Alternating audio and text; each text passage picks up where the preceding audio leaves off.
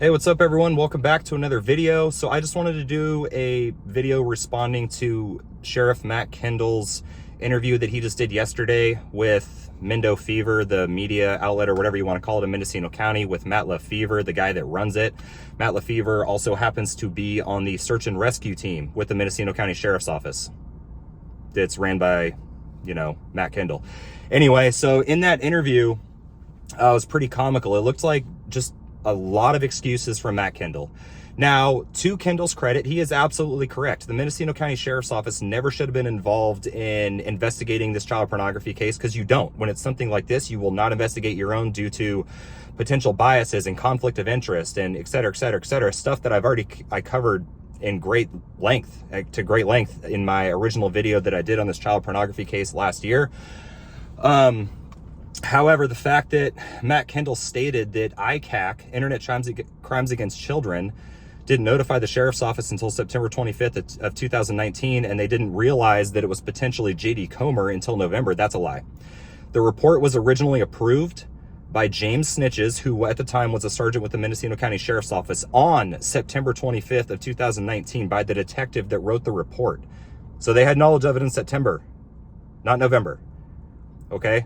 So, and the fact is that when they did realize that it was at J.D. Comer's house, a lieutenant with the Mendocino County Sheriff's Office, Matt Kendall stated that he placed him in an IA, internal affairs investigation, which that's what Kendall's saying. Who knows if that's actually true or not. But what we do know is the fact that J.D. Comer was allowed to keep working. So until he was on an IA, but he was a potential suspect still for watching child pornography at his own home. Child pornography was still hitting at his house, and he was put in an IA, but he still hadn't been cleared yet. But Matt Kendall allows him to still go to calls, still carry a gun, still drive a patrol vehicle, as opposed to putting him off work, which he should have done, because the command staff at the Sheriff's Office puts deputies off of work completely for way less serious incidents. Way less serious. I'm talking the stupidest stuff you can think of is what they put guys in IAs for, and they place them off of work. But because Matt Kendall is friends with this Lieutenant J.D. Comer, which Matt Kendall stated himself in this interview he did with Mendofever, he's like, he's my friend and I hate to see this happen to him and his family. What does that tell you? Why do you think that he allowed J.D. Comer to still remain at work, and also why J.D. Comer was promoted to lieutenant while this investigation was still going on? Weird. So also, Matt Kendall made a lot of excuses for Sacramento, the agency that was investigating this child pornography case. Like I said, it should have been outsourced to another agency for sure. However, saying things like COVID, police academy's not running. I have no clue what a police academy not running has anything to do with investigating a child pornography case. Short staffing. It still shouldn't take 2.5 years, Kendall. You're just making excuses, man. Like, I just don't understand. I mean, the detectives at the Mendocino County Sheriff's Office were incredibly short-staffed, way overworked. They had to deal with COVID, and they're still investigating other child pornography cases and making arrests in a very timely manner, not 2.5 years later. Okay? So I don't understand, and maybe that agency has some explaining to do as well, but it sounds like it wasn't taken that seriously.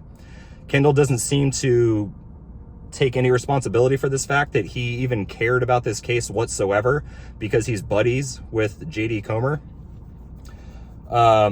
So that makes absolutely no sense. Also,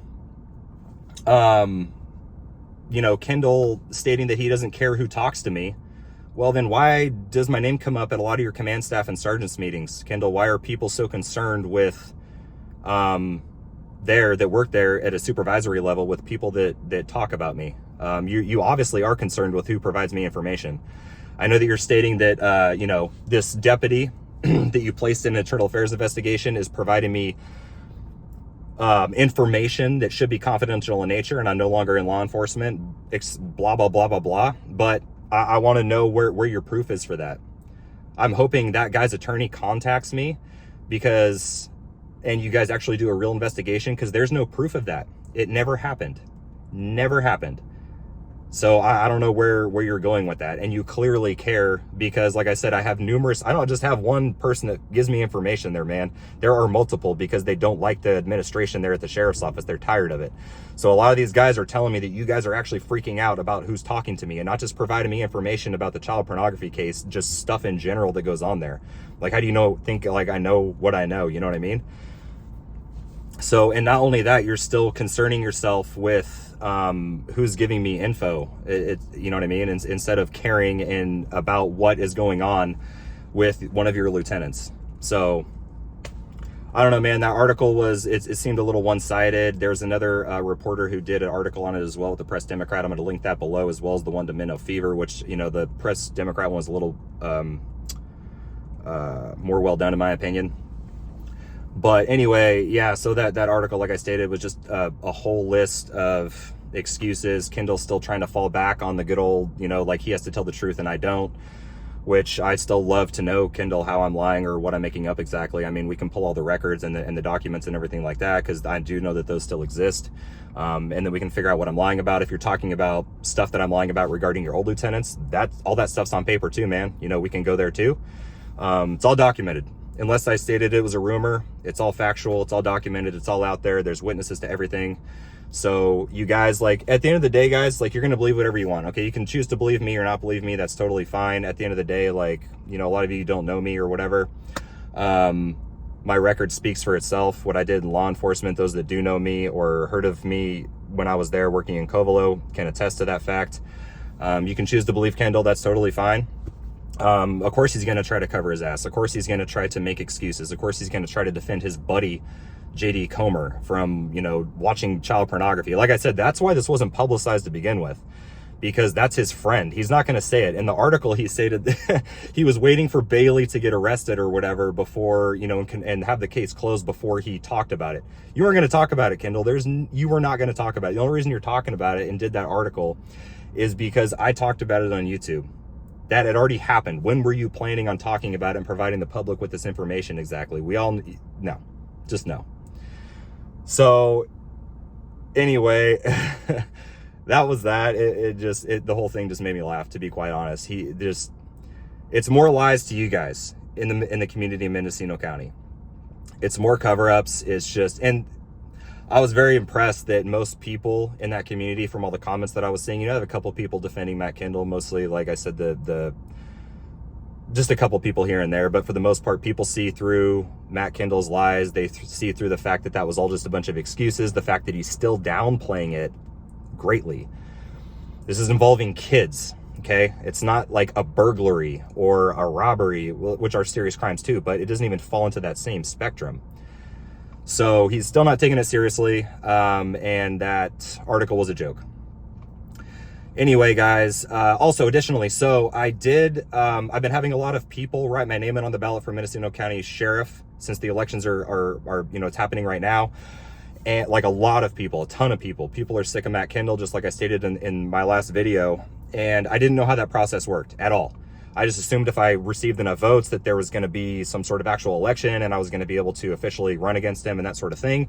However, I had 2 people reach out to me yesterday and said, no, I actually have to contact the county and register as a write-in candidate. Otherwise, all those votes do not count. So this morning, first thing this morning when the county opened, I called down. I spoke with a lady there that told me I have to do it in person. I have to fill out some paperwork in person, 0 exceptions. She said, I asked her if she could email it to me because currently I'm on the East Coast visiting family and I will be here for another 2 weeks. With my schedule and what I'm doing over here, it's not feasible for me to get back by the closing date, which is the 24th, this Tuesday. So I asked her, I'm like, can you please email me that documentation? I'm out of state, I'm on the East Coast. There's no way I can make it back in that amount of time. And she said, absolutely not, no exceptions, there's no wiggle room. She had emailed somebody in the past and she got in trouble for it with county council or something like that. So I'm putting a couple calls into some people. I'm seeing what I can do with that because, and it is my fault. I didn't run initially when I should have. The timing wasn't right for me, but now that I see that so many people are so unhappy with what's going on with, you know, with the administration and with Matt Kendall specifically at the sheriff's office, and all these people going out of their way to write my name in on the ballot, it's a massive disservice to you guys. to not at least for me to put forth that effort, since you guys are as well. You know what I mean? And I really do want to try to make a change and make a difference and get rid of some of those toxic negative elements that are there at that administration, so that we can, you know, I can assist the county in being way better than what it is, and addressing all of these issues that have just plagued that agency for years, because Matt Kendall refuses to deal with it, and it's just the good old boys club all over that place. So I am still dealing with that, guys. I got a couple more phone calls to make. I just had somebody call me back actually while I'm doing this video that I need to return her call regarding seeing what we can do, if I can do that through email or something like that, or Zoom, or have a notary sign some information over here and I can send it back or whatever. So if you do want me to be in that position, guys, just keep writing my name in on the ballots, keep sending them in. Hopefully, if everything goes according to plan and I am allowed to officially register and you do all the votes, hopefully it's an honest counting of the votes. I don't know what sources Matt Kendall has down there or who's going to tally those votes up. Hopefully it's an honest thing. You know what I mean? So keep putting my name in there. I'm going to do what I can. If you don't want to vote for me, don't vote for me. It's totally fine. If you want to vote for Matt Kendall, you like Matt Kendall, great. That's free country. Everyone has their own opinions. But like I said, I'm just doing that because I've had just hundreds of people at this point messaging me on Facebook and YouTube and Instagram telling me that they want to see me in that position. So I'm going to try to do everything that I can. So that's it for this video, and I will see you guys in the next one. Take care.